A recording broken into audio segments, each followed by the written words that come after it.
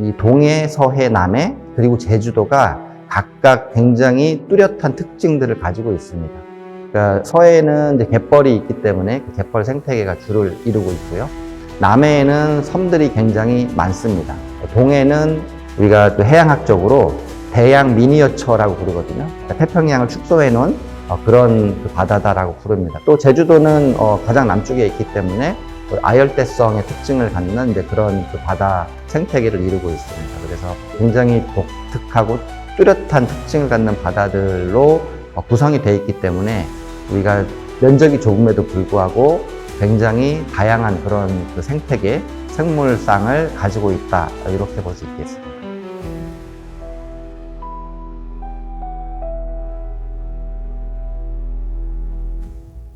인간 중심의 항만 개발, 또 대규모 양식장, 그리고 무분별한 남해, 비닐과 플라스틱 쓰레기가 더 많이 딸려 올라옵니다. 어민들이 그거를 선별하셔야 되는 상황이에요. 후쿠시마 원자력 발전소가 폭발을 하고 나서 지금도 여전히 거기에서 오염수가 계속 생성이 되고 있고 바닷물 온도도 올라가고 또 해수면도 상승하게 되고 생태계들이 지금 현재 변하고 있는 이제 그런 상황입니다. 네이처 기후변화 그 논문 나온 걸 보면은 지금 이대로 가면 해양 생물종의 90%가 멸종할 거라고 합니다. 그래서 우리가 넘어서는 안 되는, 넘지 않기로 약속한 1.5도를 이미 넘어버린 상태이죠. 이 기후변화가 계속 진행이 되면 바다도 안전하지 못합니다. 기후위기가 가속화되는 지금, 전 세계는 해상 풍력에 기대를 걸고 있습니다. 탄소를 배출하지 않고 강한 바닷바람으로 전기를 만들 수 있기 때문이죠. 하지만 바다는 빈 공간이 아닙니다. 수많은 생명이 살아가는 생태계이자 어민들의 삶의 터전입니다. 새로운 발전원이 들어가는 것에 대해서 낯설고 또 우려도 많고 그로 인해서 어떤 피해가 있는 것이 아니냐에 대한 걱정이 많은 것도 사실입니다. 바다를 이용하는 새로운 용도가 생겨나게 된 겁니다. 근데 이 해상풍력 같은 경우에 바다에 설치되기 때문에 이 바다의 해양 생태계를 교란하지는 않을까, 이런 우려가 있는 거죠. 근데 그런 우려를 우리가 문제가 없다고 이야기할 수는 없습니다.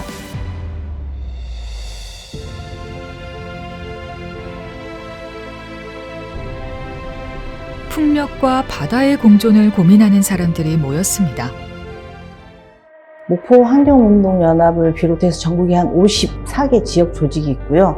그 지역 조직은 각자의 지역의 환경 이슈에 대해서 대응하기도 하고 국가나 정부를 향해서 목소리를 내기도 합니다. 서울대학교 환경대학원 환경에너지 연구실 같은 경우에는 연구기관, 교육기관이다 보니까 연구와 관련된 활동을 합니다. 현장에 내려가서 지역 주민들이 이 사업에 대해서 어떻게 생각하는지, 얼마나 알고 계신지, 무엇을 알고 있고 무엇을 모르고 있는지, 무엇을 원하고 있는지 의견을 수렴하는 그런 연구를 하고 있습니다. 에너지전환 포럼은 기후위기 대응, 핵으로부터 안전한 사회를 만들기 위해서 만들어진 단체입니다. 에너지전환 포럼에는 다양한 이해관계자들이 들어와 있는데요. 기업, 환경단체, 환경전문가, 경제전문가, 또 전력전문가, 정부기관의 사람들이 같이 모여서 자신의 이해관계를 내려놓고 에너지 전환을 위한 정책들을 제안하기 위해서 만들어진 단체입니다. 세 기관이 합해서 일을 하게 되니까 시민 인식의 개선이라든지 지역과 어민의 의견의 반영, 제도, 정책, 또 우리가 안을 만들어내고 국회에 제안을 하게 되고 행정기관에도 제안을 하게 되고 활발하게 이루어지게 됨으로써 기후위기 대응을 위한 탄소 중립에도 기여하고 바다를 보호하는 그런 역할을 한다고 볼 수 있습니다.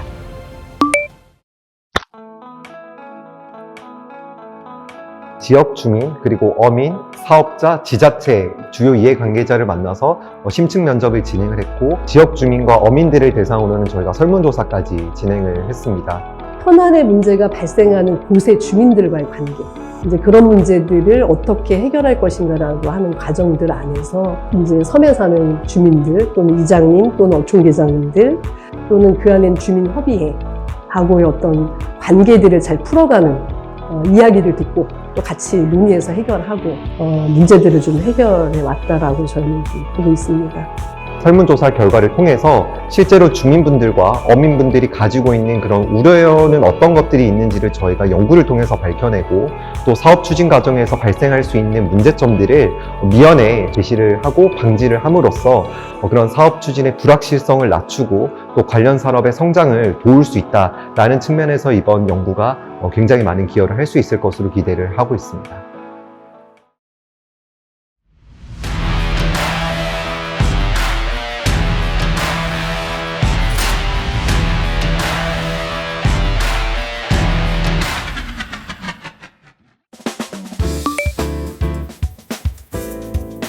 신안의 경우에는 다도해의 대표적인 바다다라고 볼 수 있습니다.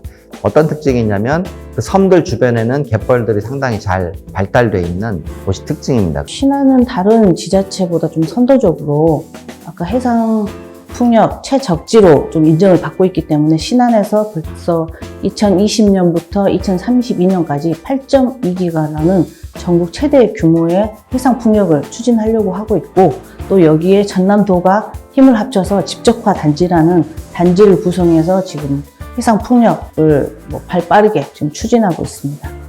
2025년까지 99메가와트가 지금 진행이 되고 있는데 곧 아마 개통이 될 예정입니다.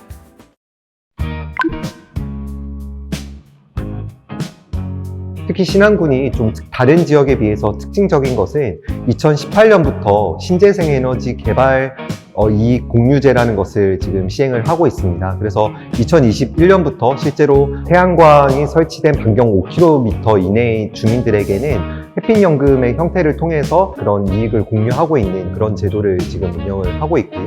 주민들도 바람연금이나 햇빛연금의 혜택을 보신 분들은 빨리 추진을 원하고 있어요. 다만 우려하시는 거는 대규모로 하고 주민들에게 제대로 알리지 않고 빠르게 진행되는 거에 대한 문제, 그리고 어촌계 분들은 보상 문제도 얘기하시고 본인들의 생계, 삶터가 없어지는 거에 대한 좀 합의점을 찾아서 좋은 결론을 좀 도출했으면 합니다. 사실 신안이라고 하는 지역은 그 이전에 다른 여러 가지 개발 사업으로 인해서 갈등이 존재를 했던 그런 지역 중에 하나로 알려져 있습니다.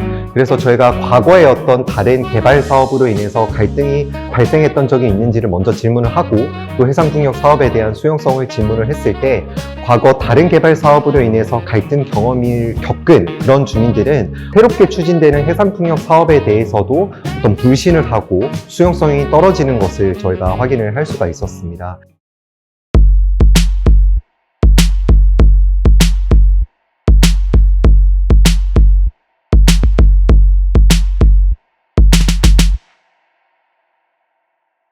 인천은 최대 규모의 갯벌을 갖고 있었습니다. 갯벌에는 생물 다양성이 상당히 풍부하고 탄소의 어떤 정화작용만이 아니라 오염정화 작용이라든가 갯벌은 되게 중요한 가치를 갖고 있다라고 얘기를 할 수 있을 것 같고요.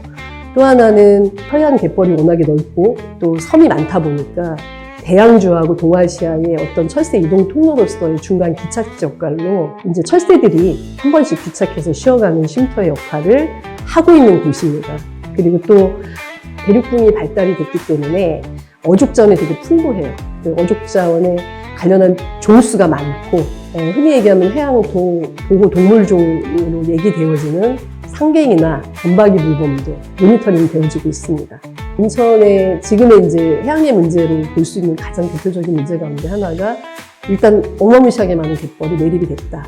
그래서 매립이 되면서 무분별하게 개발되어지고 산업단지가 들어서고 항만부지로 메꿔버리고 이제 이렇게 되면서 생태계가 축소되어지면서 생태계 파괴가 됐던 부분들이 있습니다. 지금으로부터 60-70년 전, 그때는 말도 못하죠. 그때는 뭐 조기, 민어, 배들을 뭐 2척, 3척씩 다 가지시고 한쪽에서는 배로 잡고 그걸 잡은 거를 빠른 배로 싣고 와서 인천으로 가고, 본래 어촌이었지만 어촌이라고 얘기할 수 없는 상황이다라고 말씀드려도 과언이 아닐 거예요. 여기가 관광객들이 와서 즐기고 먹고 놀 수 있는 그런 여건을 좀 마련할 수 있으려면은 변화가 있지 않아야 되겠나 그럼 뭐 벌써 해상풍력이라는 그런 소리가 들린 지가 지금 5년 정도 벌써 됐죠. 인천에는 발전 허가를 받은 곳은 3곳, 그러니까 덴마크에 적을 두고 있는 오스테드가 인천연안에서 70km 밖으로 멀리 나간 곳에 적합지로 좀 놓고 해상풍력을 지금 진행하고 있는 게 작년에 발전 허가를 받아서 지금 현재적으로 환경영향평가나 교통안전 진단이나 또는 지반이나 지질 같은 조사들을 현재 진행하고 있습니다. 대표적으로 구럽도 연안에 구럽도 해상풍력을 20년도에 발전 허가를 받아서 진행을 하고 있고요. 그 다음에 또 하나는 남동발전에서 이제 하고 있는 그 풍력 같은 경우는 허가는 이미 받았으나 진행이 지금 멈춰져 있는 상황입니다. 다른 지역과 좀 다르게 인천시가 적합지를 먼저 선정해서 해상풍력을 공공주도용으로 하겠다라고 기획하고 있는 곳이 있습니다. 근데 이제 올해 산업통상자원부로부터 대규모 공공주도 풍력 개발에 관련한 사업들의 공모례사가 된 걸로 알고 있습니다. 그래서 해상풍력을 하기에 적합지인지에 관련한 것들을 아마 영향평가하거나 하는 것들이 좀 이루어지지 않을까 싶습니다. 제일 중요한 건 일자리가 많아지겠지. 우리 동네가 부자가 되겠지. 경제적인 기대들이 되게 크고요. 이렇게 저기 멀리 앞바다에 이렇게 발전기가 돌아가면 너무 풍경이 멋있을 것 같아서 그걸 보러 많은 관광객이 오지 않겠습니까? 라고 답을 해주신 분이 계셨어요. 그래서 대체적으로 도움이 된다라고 생각들을 해요. 주민이나 어민들이나 어업단체에서도 과연 어떤 이득이 있을까? 어떻게 변화가 될까? 하는 것이 그 부분이 구체적으로 지자체에서 어떤 조례나 이런 거를 만들어서 한다라는 거를 주민들한테 신뢰를 좀 주면은 오히려 더 그 풍력이 필요하고 풍력으로서 우리가 이런 이득을 볼 수 있고 하는 부분에 대해서 납득하고 이해하고 할 수 있지 않겠나 하는 생각을 합니다. 해상풍력이 추진되는 과정에서 실질적으로 주민들의 의견이라든지 어민들의 의견들이 그동안 배제되어 왔던 경향이 많이 있었습니다. 그래서 이번 설문조사를 통해서 주민들이 우려하고 있는 부분이라든지 특히 해상풍력의 사업의 정보를 늦게 알게 된다라든지 아니면 해상풍력 입지를 선정하는 과정에 주민이 참여할 수 없다라든지 그러한 문제들을 이번 설문조사나 연구 결과를 통해서 좀 녹여낼 수 있었다 생각을 합니다.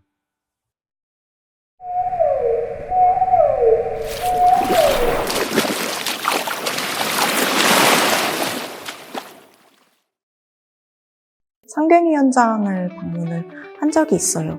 그런 걸 통해서 좀 느꼈던 게 있다면 해양 생태계가 이미 많이 무너져 있는 상태라는 걸 먼저 인식해야 했다고 생각해요.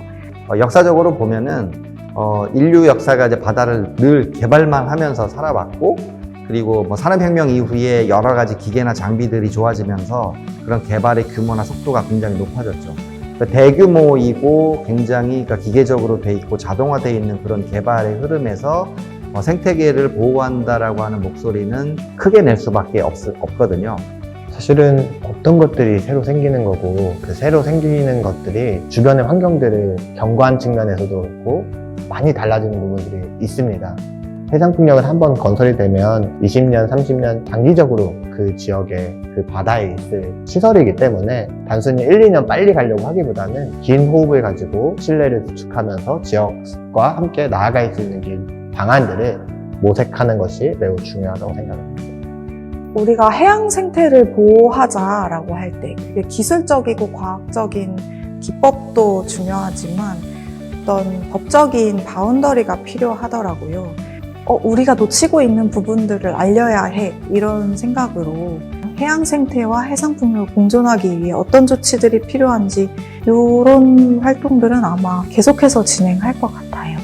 해상풍력이 어떻게 바르고 빠르게 날 수 있을까라고 하면 들어가지 말아야 되는 데는 안 들어가고 해상풍력을 할 수 있는 데는 최대한 신뢰를 잘 구축해서 빠르게 늘어날 수 있는 것들이 되게 중요하다고 생각을 합니다. 우리나라 대한민국 국토의 그 해안에서 어디에 해상풍력이 들어가는 것이 적절한 것인지에 대한 종합계획들이 있어야 되고 그 계획을 바탕으로 다양한 조사들을 하면서 여기는 들어갈 수 있는 곳 혹은 여기는 어떠한 우려점들이 있어서 들어가지 말아야 할 곳 국가가 잘 구분하는 게 중요합니다. 근데 지금까지는 국가가 하지 않고 개별 민간이 나 여기서 해상풍력 개발할 거예요 라고 하다 보니까 제로섬 게임인 거예요. 사업자들이 풍황이라든지 이런 것들을 다 개척을 해서 공유 수면에 대해서 점 사용 허가를 받은 다음에 사업 인허가를 받는, 그래서 29개 법에 따라서 이제 이 절차를 거쳐야 되는 굉장히 복잡한 구조를 가지고 있었고요. 환경영향평가는 나중에 시행을 하게 되기 때문에 사업자가 굉장히 많은 손해를 감수해야 되는 그런 불합리한 구조가 있었던 거죠.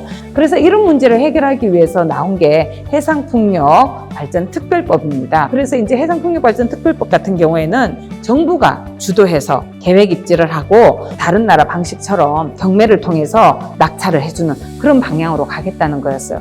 공개적으로 토론회를 열어서 우리가 만났던 여러 이해관계자들이 공개적인 장소에서 자기의 의견을 말할 수 있게 하고, 계획입지 제도가 도입됐을 때 우리나라의 생태 모니터링, 해양 생태 환경 평가가 또 잘 돼야 되거든요. 그런 것들이 필요하다라는 주장을 계속 할 것 같습니다. 제가 다녀왔던 영국과 독일도 국가가 계획입지를 해서 해상풍력을 도입을 하고 있어요. 이제 계획입지 제도를 실제로 제가 살펴보니까 국가 목표를 정말 달성하기 위한 계획이 가능해지고요. 계획입지 제도의 또 중요한 특성 중에 하나가 국가가 확보할 수 있는 정보들을 활용하고, 또 국가가 여러 이해관계자들의 의견을 들어서 입지를 구성을 해요. 그러다 보니까 이제 반드시 지켜져야 하는 가치들을 저는 지킬 수 있는 수단이라고 봅니다. 독일은 이제 해상풍력 입지를 정하기 전 단계에서부터 뭐 전력 영향 평가를 하거나 초안 같은 걸 마련하면 그거를 공개적으로 모든 사람이 접근할 수 있는 공개 정보로 제공을 하고요. 독일인 외의 주변 국가들도 볼 수 있게끔 영문 자료로 제공하기도 해요. 퍼블릭 컨설테이션이라는 걸 받아요. 누구든지 여기에 대해 의견을 제출할 수 있게 합니다. 그 의견들을 종합해서 전력 영향 평가서를 뭐 확정 짓는다든지 그런 과정을 통해 또 해양 공간 계획을 마련하고 해상풍력이 어디에 입지해야 되는지 계획을 마련할 때 이제 반영을 합니다. 한국에도 어느 정도 반영이 돼야 되지 않나 생각하고 있습니다.那我觉得在这里，如果提到成功因素，我觉得最重要的大概是政府的决心，因为我们可以看到所有的这些推动，其实很多这些 permitting 的程序、审核的通过的程序，不管是中央或地方政府，它其实政府在这一题的态度跟决心是最大的关键。对，因为原来特别是离岸风电，它原来的使用空间是渔民，还有在海上的生态，所以跟当时这样大家对这样的离岸风电的不理解所以其实是有非常多的疑虑那所以我觉得当时很大的关键，我们后来推动了叫做离岸风电的政策环评那就是在这个政策上做 environmental impact assessment。那我觉得这个东西其实是一个非常大关键，来化解了很多，也做了很多在这个议题上的沟通。我觉得因为每个海岸线都不一样，你一个环绕一圈，它其实每个包含海流啦、海底特性都不一样，所以都要考量到那个海域的特性，在那个区块的减少海洋破坏最重要的重点就是我觉得有至少3方啊，一个是政府方，政府有没有真的想要解决这个问题？例如说，我只是发展的绿电，那我要不要减轻对策？要不要做？另外一个就是业者，我愿不愿意真的有心去做这件事，还是我只是考量到我的成本？那另外一个就使用这个区块的这些人，他们愿不愿意去把他们知道认识这个海域的特性，你跟大家讲，然后怎么去减轻对策，大家一起讨论沟通出来，可能这个才是最有效的减轻对策。 대만에서 겨울을 나고 한국에서부터 시베리아까지 날아가는 철새들인데 이건 대만만의 자원이 아닌데 이런 문제들이 생기는 거 어떻게 할 거냐 이런 우려들이 상당히 많았거든요. 그리고 그로 인해서 개체수에 영향을 어느 정도로 미칠 것인지를 다 시나리오를 만들고 거기에 따라 이제 단지 배치를 합니다. 그리고 그럼에도 불구하고 실제 부딪혀서 개체수에 영향이 있는 경우에 그 문제를 어떻게 좀 회복할 것인지 복원할 것인지 구체적인 대안들을 만드는데요. 저희가 대만에 가서 또 주목할 수 있었던 그런 하나의 사안은 우리나라 같은 경우에는 해상풍력이 추진되는 과정에서 어떤 실시하고 있는 환경영향평가의 결과를 지금 비공개로 하고 있는 그런 상황입니다. 근데 대만 같은 경우에는 환경영향평가의 그 결과를 모두에게 기한의 제한 없이 전문을 공개하고 있는 것을 저희가 이번에 경제부를 방문했을 때 저희가 확인을 할 수가 있었습니다. 그래서 어떤 그런 정보의 투명성이 오히려 해상풍력의 그런 수용성을 확보하고 또 여러 단체들이나 환경단체나 시민단체에서 가지고 있는 우려들을 해소하는 데는 조금 도움을 줄 수 있지 않을까 그런 생각을 하게 되었습니다.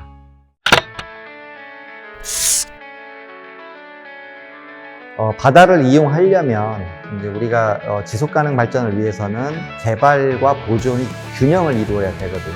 그럼 그런 측면에서 해양 생태계는 뭐가 부족하냐? 선진국에 비해서 우리가 개발하는 상황들을 봤을 때 선진국은 해양 생태계를 연구해온 역사가 적어도 200년씩 됩니다.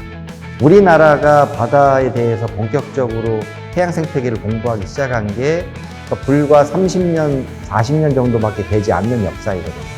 그래서 이러한 부분 때문에 해양 생태계를 더 많이 알아야 되고, 알면 아는 만큼 합리적인 방법을 가지고 현명하게 이용할 수 있는 그런 길들을 우리가 찾을 수 있게 됩니다. 그 다음에 이제 이미 해상풍력이 들어선 지역 같은 경우에는 사후 모니터링을 지속적으로 할 필요가 있습니다.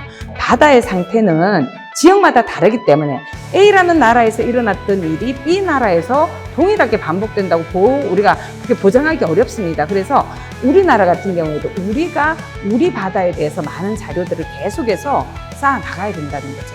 우리가 무조건 바다의 해상풍력을 확대해야 된다, 그런 관점을 가지는 것보다도 해양 생태계에 정말 치명적인 영향을 미칠 수 있는 지역이라든지 그런 가치가 높은 곳들은 우리가 최대한 보호를 하면서 같은 컨센서스를 만들어가는 게 중요하다고 생각을 하고요. 신뢰관계를 구축하기 위해서는 충분한 대화, 그리고 정보에 대한 공유, 그리고 투명하게 이 문제를 다뤄가는 것들이 매우 중요하다고 생각을 하고요. 더 많은 사람들이 관심 갖고 공감하고 그럴 수 있으면 좋겠다는 생각이 듭니다. 기후변화 대응을 위해서 정의로운 에너지 전환도 필요하고, 바다라고 하는 것들은 다 같이 지켜야 되는, 보존해야 되고 또 복원해야 되는 공간으로 다 같이 좀 이해를 하는 것들이 이루어져야 된다고 봅니다.